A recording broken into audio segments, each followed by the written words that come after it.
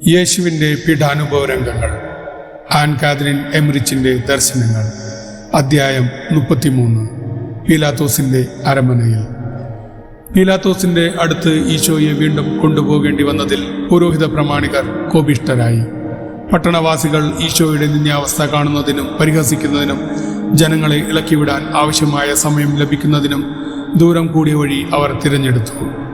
സുഗമമായ യാത്രയ്ക്ക് പറ്റാത്ത വിധം ഈ പാത പാറയും പാഴ്വസ്തുക്കളും നിറഞ്ഞ് നിരപ്പില്ലാത്തതായിരുന്നു.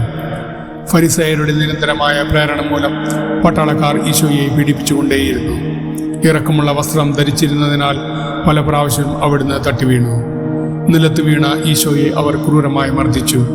തനിയെ എഴുന്നേൽക്കാൻ നിർബന്ധിച്ചു. അവിടുന്ന് യാതൊരു എതിർപ്പും കാണിക്കാതെ വേദനയുടെ ഈ സമയം മനുഷ്യരക്ഷയ്ക്കായി സഹനങ്ങൾ പൂർത്തിയാക്കുന്നതിന് വേണ്ട ശക്തിയും കൃപയും ലഭിക്കുന്നതിനായി തൻ്റെ പിതാവിനോട് പ്രാർത്ഥിച്ചുകൊണ്ടിരുന്നു. പീലാത്തോസിൻ്റെ അരമന മുറ്റത്ത് ജനങ്ങൾ തടിച്ചുകൂടി. ഈശോയ്ക്കെതിരായി അവരെ ഇളക്കിവിടാൻ ഫരിസേയർ ഓടി നടന്ന് ഘോഷയാത്ര അരമനയിൽ എത്തിയപ്പോൾ ഏകദേശം 8 മണിയായിരുന്നു. തലേവർഷം പെസഹ തിരുനാളിനുണ്ടായ വിപ്ലവം പീലാത്തോസ് ഓർമ്മിച്ചു. അതിനാൽ മുൻകരുതുകൾ എന്ന നിലയിൽ ധാരാളം പട്ടാളക്കാരെ പ്രത്തോറിയത്തിനും ഫോറത്തിനും അരമനയ്ക്കും സമീപം കാവൽ നിർത്തി. പരിശുദ്ധ കന്യകയും ഹേലിയുടെ മകൾ മേരിയും ക്ലയോഫാസ് മേരിയും മറിയ മഗ്ദലനയും 20ഓളം ഭക്തസ്ത്രീകളും ഒരു മുറിയിൽ എല്ലാം കാണത്തക്ക വിധം നിന്നു. അവരുടെ കൂടെ ആദ്യം കുറെ സമയം യോഹന്നാനും ഉണ്ടായിരുന്നു. വിഡ്ഢിവേഷത്തിൽ തന്നെ ഈശോയെ ജനക്കൂട്ടത്തിന്റെ മധ്യത്തിലൂടെ കൊണ്ടുപോയി. ദുഷ്ടരും നീചരുമായ ഒരുമിച്ച് കൂട്ടാൻ തങ്ങളിലാവുന്നതെല്ലാം ഹെരോദസിന്റെ അരമനയിൽ നിന്നും അയക്കപ്പെട്ടവർ ചെയ്തിരുന്നു. ഒരു ഭൃത്യൻ സന്ദേശവുമായി പീലാത്തോസിന്റെ അരമനയിലും എത്തി. ഹെരോദസിനോട് പീലാത്തോസ് ആദരവ് കാണിച്ചതിൽ സന്തുഷ്ടനാണെന്നും പ്രസിദ്ധനായ ആ ഗലീലിയക്കാരൻ തന്റെ വീക്ഷണത്തിൽ ഒരു വിഡ്ഢി മാത്രമാണെന്നും ആ നിലയിലാണ് താൻ അയാളോട് പെരുമാറിയതെന്നും വീണ്ടും വിധിക്കപ്പെടുന്നതിന് തിരിച്ചയക്കുന്നുവെന്നും ആയിരുന്നു സന്ദേശം. ഹെരോദസിന്റെ തീരുമാനം അറിഞ്ഞപ്പോൾ പീലാത്തോസ് സന്തുഷ്ടനായി. ഒരു മറുപടി കൊടുത്തയച്ചു. വളരെ കാലമായി ശത്രുതയിലായിരുന്ന അവർ അന്നു മുതൽ മിത്രങ്ങളായി. ഈശോയെ അവർ പീലാത്തോസിന്റെ അരമനയിൽ കൊണ്ടുവന്നു. വില്ലാളികൾ പടവുകളിലൂടെ അവിടുത്തെ വലിച്ചു കയറ്റി. നീണ്ട കുപ്പായത്തിൽ കാലുടക്കി ആ മാർബിൾ പടവുകളിൽ അവിടുന്ന് വീണു. തലയിൽ മുറിവേറ്റ് രക്തമൊഴുകി പടവുകൾ നനഞ്ഞു. ഫോറത്തിലുള്ള ഇരിപ്പിടങ്ങളിൽ പുരോഹിത പ്രമാണികൾ ഇരുന്നു. ജനക്കൂട്ടം ഈശോ വീഴുന്നത് കണ്ട് ചിരിച്ചു. പീലാത്തോസ് കസേരയിൽ വിശ്രമിക്കുകയായിരുന്നു. അവന് മുമ്പിൽ ഒരു ചെറിയ മേശയും ചുറ്റും ഉദ്യോഗസ്ഥരും ഉണ്ടായിരുന്നു. എഴുതിയ തുകൽ ചുരുളുകൾ കയ്യിൽ പിടിച്ച് വേറെ ചിലരും നിന്നു. പീലാത്തോസ് എഴുന്നേറ്റ് മുന്നോട്ട് വന്ന് ഈശോയിൽ കുറ്റം ആരോപിക്കുന്നവരോട് പറഞ്ഞു, ജനത്തെ വഴിപിഴപ്പിക്കുന്നവൻ എന്ന പഴിചാരി നിങ്ങൾ ഇവനെ കൊണ്ടുവന്നു. ഇതാ, നിങ്ങളുടെ മുമ്പിൽ വച്ച് ഇവനെ ഞാൻ വിസ്തരിച്ചു. നിങ്ങൾ ആരോപിക്കുന്ന കുറ്റങ്ങളിൽ ഒന്നുപോലും ഇവനിൽ ഞാൻ കാണുന്നില്ല. ഹെരോദസും കുറ്റമൊന്നും കണ്ടില്ല. എന്റെ അടുക്കലേക്ക് തിരിച്ചയച്ചിരിക്കുകയാണ്. നോക്കൂ, മരണശിക്ഷ അർഹിക്കുന്ന ഒരു കുറ്റവും ഇവൻ ചെയ്തിട്ടില്ല. അതിനാൽ ചമ്മട്ടി കൊണ്ട് അടുപ്പിച്ച് ഇവനെ ഞാൻ വിട്ടയക്കും.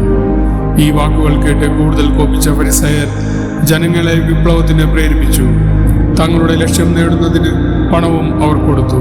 പീലാത്തോസ് അവജ്ഞയോടെ അവരെ നോക്കി പുച്ഛസ്വരത്തിൽ സംസാരിച്ചു.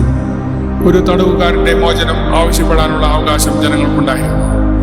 ഈശോയുടെ ജീവനല്ല മരണമാണ് ആവശ്യപ്പെടേണ്ടതെന്ന് ജനങ്ങളെ ഉത്ബോധിപ്പിക്കുന്നതിന് ഫരിസേയർ ദൂതന്മാരെ അയച്ചു.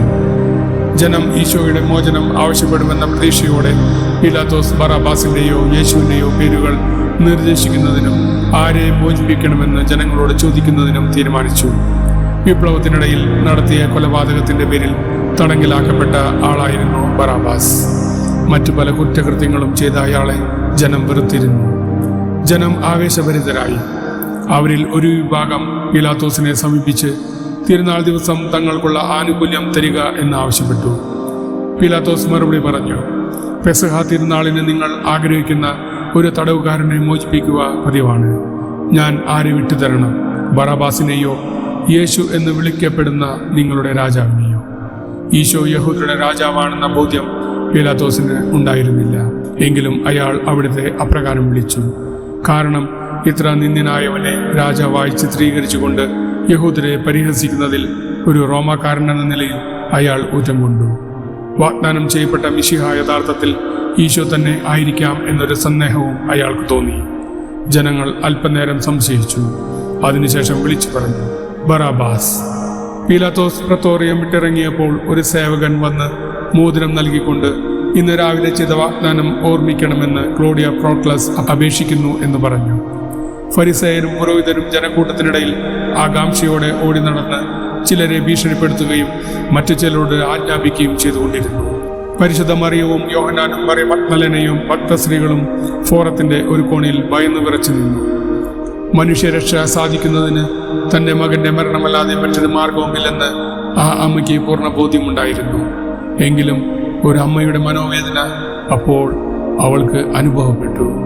മകൻ സഹിക്കുന്ന പീഡകളിൽ നിന്നും മരണത്തിൽ നിന്നും അവനെ രക്ഷിക്കുവാൻ തീവ്രമായി ആഗ്രഹിച്ച് ഒലിവ് തോട്ടത്തിൽ വെച്ച് ഈശോ നടത്തിയ പ്രാർത്ഥന അവൾ ആവർത്തിച്ചു.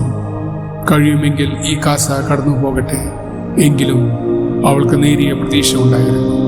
കാരണം പീലാത്തോസ് ഈശോയെ വിട്ടയക്കാൻ ആഗ്രഹിക്കുന്നു എന്ന വാർത്ത പ്രചരിച്ചിരുന്നു.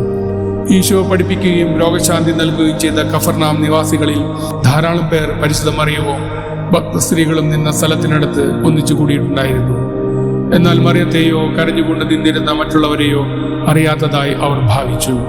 ഇവരെങ്കിലും അവരുടെ രക്ഷകനും ഉപകാരിയുമായ ഈശോയുടെ ജീവന് വേണ്ടി യാചിക്കും എന്നവൾ ചിന്തിച്ചു. എന്നാൽ ഈ പ്രതീക്ഷകളെല്ലാം ആസ്ഥാനത്തായിരുന്നു. ഭാര്യയോട് ചെയ്ത വാഗ്ദാനം താൻ പാലിക്കുമെന്നതിന് ഉറപ്പായി പീലാത്തോസ് ക്ലോഡിയ കൊടുത്തുവിട്ട വാഗ്ദാന മോതിരം തിരികെ കൊടുത്തയച്ചു. അവൻ പ്ലാറ്റ്ഫോമിലേക്ക് കയറി അവിടെ ഉണ്ടായിരുന്ന ചെറിയ മേശയുടെ അരികിൽ ഇരുന്നു. പുരോഹിത പ്രമുഖരും ഇരിപ്പിടങ്ങളിൽ സ്ഥലം പിടിച്ചു. പീലാത്തോസ് ഒരിക്കൽ കൂടി ചോദിച്ചു, ഇവരിൽ ആരെയാണ് നിങ്ങൾക്ക് ഞാൻ വിട്ടുതരേണ്ടത്? സമ്മേളനശാല മുഴുവൻ മുഴങ്ങി കേൾക്കത്തക്ക വിധം ജനക്കൂട്ടം വിളിച്ചു പറഞ്ഞു, ബറാബാസ്, ബറാബാസ്, ബറാബാസ്. അപ്പോൾ പീലാത്തോസ് വീണ്ടും ചോദിച്ചു, ക്രിസ്തു എന്ന് വിളിക്കപ്പെടുന്ന യേശുവിനെ ഞാൻ എന്ത് ചെയ്യണം? അവർ ആർത്തു വിളിച്ചു പറഞ്ഞു, അവനെ ക്രൂശിക്കുക, അവനെ ക്രൂശിക്കുക. എന്നാൽ പീലാത്തോസ് മൂന്നാം പ്രാവശ്യം ചോദിച്ചു, എന്തു കുറ്റമാണ് അവൻ ചെയ്തിട്ടുള്ളത്? ഞാൻ അവനിൽ കുറ്റമൊന്നും കാണുന്നില്ല. ചമ്മട്ടി കൊണ്ടടുപ്പിച്ച് അവനെ ഞാൻ വിട്ടയക്കും.